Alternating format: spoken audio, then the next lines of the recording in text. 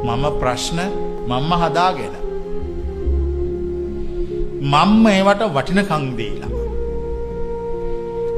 මම ලෝකයේ පිළිබඳ බලාපොරොත්තු ඇති කරගෙන ලෝකයේ පිළිබඳ බලාපොරොත්තු ගොඩ ගහගෙන ඒ බලාපොරොත්තු වලට හිර වෙලා ඒ බලාපොරොත්තු යථාර්ථයක් කරගන්න ඕනේ කියන සිහින හදාගෙන ඒවටත් මම බහැලා යථාර්ථයක් කරගන්න බැරි ජීවිතයක් යථාර්ථයක් කරගන්න මං සටන් කරනවා.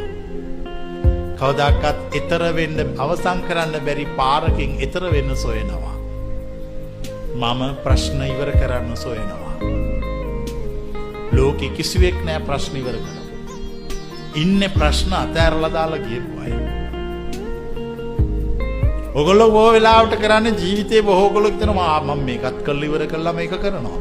මේකත් කළා එහෙම කවදාකවත් වෙන්නේ නෑ. ලෝකෙ දිනපු ඔක්කොම අතරමැදින් අතෑරලා දාපු අය.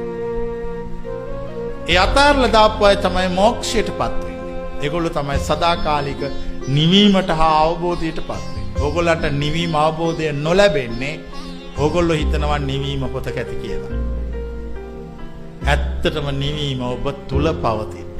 මිනිස්සුන්ට ඕන කරන්නේ හැම දෙයක්ම මොකක් හරි එකක් භෞතික දෙයක් ඕන කරන්නේ. භෞතික දේවල් ඉල්ලන මිනිස්සු කිසි දවසක කිසිම භෞතික දෙයක් නැති දර්ශනයක් සොයන්නේ නැහැ. භෞතික දේවල් ගොඩාක් තියෙන ආගම කරට ගන්නවා. ඒකේ පුද පූජා, චාරිත්‍ර, වාරිත්‍ර, ඇදහිලි, විශ්වාස ගොඩක් තියෙනවා. ඒවා හරි රසවත්. ඒ වුණාට ඒව ඇත්ත නෙවෙයි. ඒවා අපි කරේ තියාගෙන අමතක වෙනකම්ම නාක් වෙලා අමතක වෙනකම්ම ගමන් කරනවා. ගමන් කළා අපි අතෑරලා දානවා. ඊට පස්සේ අපි ආයි පටන් ගත්තොත් ආයි කරේ තියාගෙන යනවා. මම කියන්නේ ඒක තමයි සංසාරය. අවුරුදු 10ක් 15ක් ඉස්කෝලේ ගිහිල්ලා 20ක් විතර තවත් අවුරුදු 40ක් විතර කොහරි රස්සාවක් කළා විශ්‍රාම අරගෙන ගෙදර යනවා. මං අහන්නේ මොනවද තියෙන්නේ කියලා. මුකුත් නැහැ.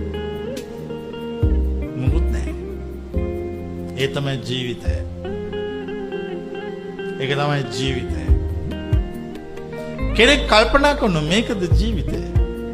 මෙච්චර කල් ඉස්කෝලේ ගියා, මෙච්චර කල් රස්සාව කළා, දැන් අද ඉස්කෝලෙන් එන්න දෙන්නෙත් නැහැ. රස්සාව කරන තැන උත්සවයකුත් තියලා කිව්වා අදින් පස්සේ එන්න එපා කියලා. දැන් මේකද උරුමය? මේක තමයි ලෝකේ හැමෝටම උරුම වෙලා තියෙන භෞතික උරුමය.